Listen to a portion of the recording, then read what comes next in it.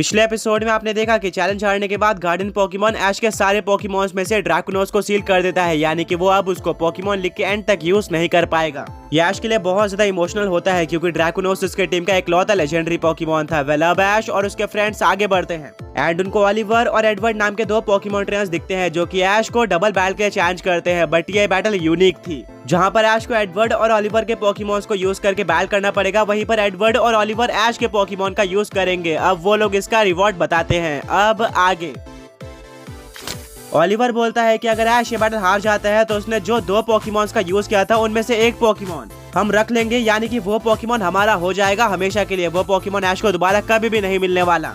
ये सुनकर ऐश पूरी तरह से शॉक्ड रह जाता है क्योंकि ड्रैकुनोस तो फिर भी टेम्परेरी टाइम के लिए सील हुआ था। बट अगर ऐश यहाँ पर गलती से भी बैटल हार जाता है तो उसके दो सुपर स्ट्रॉन्ग में से एक सुपर स्ट्रॉन्ग पोकेमॉन जा सकता है एंड वो दोबारा मिल भी नहीं पाएगा। पोकेमॉन लीग के चैलेंजेस सच में बहुत ज्यादा हार्ड थे जो कि वीक पोकेमॉन ट्रेनर्स के लिए नहीं थे।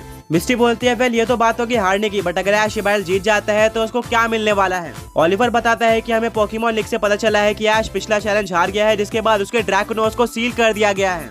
तो अगर ऐश ये बैटल जीत जाता है तो उसको पोकेमॉन लीग के किसी भी एक बैट में ड्रैकुनोस को यूज करने दिया जाएगा। ऐश बोलता है वाह मैं ड्रैकुनोस को दोबारा यूज कर पाऊंगा, ये तो बहुत ही ज्यादा अच्छा रिवॉर्ड है, मैं बैटल के लिए पूरी तरह से रेडी हूँ। एडवर्ड रिप्लाई करता है कि ये मत भूलना कि अगर तुम बैटल हार गया तो क्या होने वाला है, मैं तो बहुत ही ज्यादा एक्साइटेड हूँ तुम्हारे किसी भी एक पोकेमॉन को पाने के लिए। ओलिवर बोलता है कि अब क्योंकि सारे रूल्स बता दिए गए हैं तो बैल को स्टार्ट करना सही होगा। इस बैल का रेफरी ब्रॉक था। ब्रॉक अपनी पोजीशन ले लेता है और बोलता है कि एक डबल बैटल होने वाली है जहां पर ट्रेनर्स के पोकेमॉन स्विच हो जाएंगे। अगर एडवर्ड और ओलिवर इस बैल को जीत जाते हैं तो इसका सीधा मतलब ये है कि उनकी बॉन्डिंग ऐश के पोकेमॉन्स के साथ अच्छी है एंड वो उनको कंट्रोल करना जानते हैं, इसीलिए रख सकते हैं। वहीं पर अगर ऐश इस बैल को जीत जाता है तो उसको ड्रैकुनोस यूज करने मिलेगा एक पोकेमॉन लीग बैटल के। यूज करता है ड्रैगन डस्ट पोकेमॉन का, वहीं पर ओलिवर यूज करता है मैस्टोडॉन पोकेमॉन का।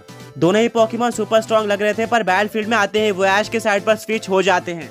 ऐश अपने पोकेबॉल्स की तरफ देखता है और बोलता है कि मैं तुम्हें दूसरे पोकेमॉन ट्रेनर्स के पास बिल्कुल भी नहीं देना चाहता था, बट अब चैलेंज के लिए मुझे ये करना पड़ रहा है। मैंने तुम्हें काफी ज्यादा सोच समझकर चुना है। जाओ मनकैनॉन और ग्रीन और ये दोनों ऐसे पोकेमॉन थे जो कि ऐश को एड्रो में मिले थे। ये एडवर्ड और ओलिवर के साइड चले जाते हैं। सही ना बोलते हैं क्या? मैंने तो एक्सपेक्ट किया था कि ऐश अपने स्ट्रॉन्ग पोकेमॉन जैसे कि चार्जार्ड, गेंजा या फिर पिकाचू को चूज करेगा। एक हद तक मनकैनॉन भी ठीक है, बट ऐश ने आखिर ग्रीन और को क्यों यूज किया? मिस्टी बोलती है कि जरूर इसके पीछे ऐश की कोई स्ट्रैटेजी होगी। बैटल से पहले उसने और ब्रॉक ने काफी लंबी बात करी थी और वहाँ पर ब्रॉक ने उसको सजेस्ट किया होगा कि अगर तुम यहाँ पर स्ट्रॉन्ग पोकेमॉन जैसे कि ग्रेंजर और चार्जार्ड का यूज करते हो तो वो अपोनेंट के साइड चले जाएंगे, जो कि अपने ही पैर पर कुल्हाड़ी मारने जैसा होगा। स्टार्ट हो जाती है। ड्रैगनस को देखकर लग रहा होता है कि वो एक ड्रैगन और पॉइजन टाइप पोकेमॉन है, इसीलिए ऐश ड्रैगनस को ड्रैगन टेल अटैक यूज करने बोल देता है। ये ट्रिक काम भी करती है और ये डायरेक्टली ग्रीन और के ऊपर जाकर लगती है। ग्रीन और जो कि एक फर्स्ट स्टेज पोकेमॉन है वो इतने स्ट्रॉन्ग अटैक को सह नहीं पाता और बहुत ज्यादा वीक हो जाता है। ऐश बोलता है ड्रैगनस बहुत बढ़िया, अब मैस्टोडॉन तुम्हारी पारी है, अभी ठंडा बोल्ट अटैक का यूज करो। ये अटैक ग्रीन और के ऊपर लगने वाला होता है कि तभी ओलिवर बोलता है कि ड्रैकुनोस अभी ग्रीन और के सामने आ जाओ और हाइपर बीम अटैक का यूज करके इस अटैक को ब्लॉक कर दो। मनकैनॉन बिल्कुल ऐसा ही करता है। हाइपर बीम और थंडरबोल्ट दोनों टकरा जाते हैं। हाइपर बीम ज्यादा पावरफुल साबित होता है जिससे मैस्टोडॉन को डैमेज पड़ता है। मनकैनॉन ने अपना काम काफी अच्छी तरीके से किया था। आगे बढ़ने से पहले पिछले पॉकी क्विज के विनर्स ये रहे एंड आज का क्वेश्चन ये है कि जेन 1 यानी कि कैंटो रीजन में टोटल कितने पोकेमॉन्स इंट्रोड्यूस करवाए गए थे।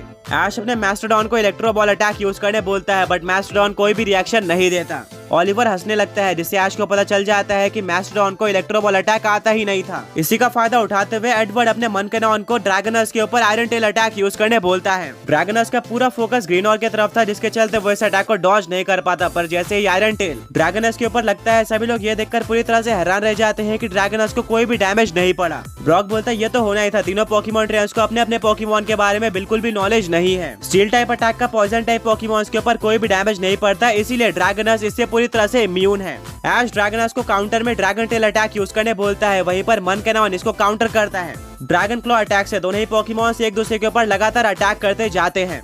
ऐश के पास एक काफी ज्यादा अच्छा मौका था ग्रीन और के ऊपर अटैक करने का। वो बोलता है कि मैस्टोडॉन अभी ग्रीन और के ऊपर एक super strong thunder bolt attack का यूज करो। मैस्टोडॉन बिल्कुल ऐसा ही करता है। ग्रीन और इसको स्टोन एज के साथ काउंटर करने की कोशिश करता है बट उसका अटैक कहीं ज्यादा वीक था जिसके चलते थंडर बोल्ट उसके ऊपर लग जाता है और उसको बहुत ज्यादा डैमेज पड़ता है जिससे अल्टीमेटली ग्रीन और हार जाता है। ओलिवर ये देखकर पूरी तरह से शॉक रह जाता है। ब्रॉक बोलता है कि ग्रीन और अब आगे लड़ नहीं सकता, यानी कि ओलिवर इस बैटल से बाहर हो चुका है। अब ये बैटल 3 पोकेमॉन्स और 2 पोकेमॉन ट्रेनर्स के बीच में रह गई है। एडवर्ड के पास मनकेनॉन है, वहीं पर ऐश के पास ड्रैगनस और मैस्टरडॉन है। ड्रैगनस और मनकेनॉन आपस में फाइट करके बहुत ज्यादा वीक हो चुके थे, बट कोई भी हार मानने को तैयार नहीं था। धीरे धीरे ड्रैगनस वीक होते जाता है और मनकेनॉन डोमिनेट कर रहा होता है, बट क्योंकि अब ऐश के पास 2 पोकेमॉन्स थे, वो दोनों को एक साथ यूज कर सकता था। इसी का फायदा उठाते हुए ऐश अपने मैस्टरडॉन को मनकेनॉन के ऊपर ठंडा पंच यूज करने बोलता है। मनकेनॉन का पूरा फोकस ड्रैगनस पोकेमॉन के ऊपर होता है, जिसके चलते वो इस अटैक को आते हुए नहीं देख पाता और मैस्टरडॉन एक काफी स्ट्रॉन्ग ठंडा पंच का यूज कर देता है,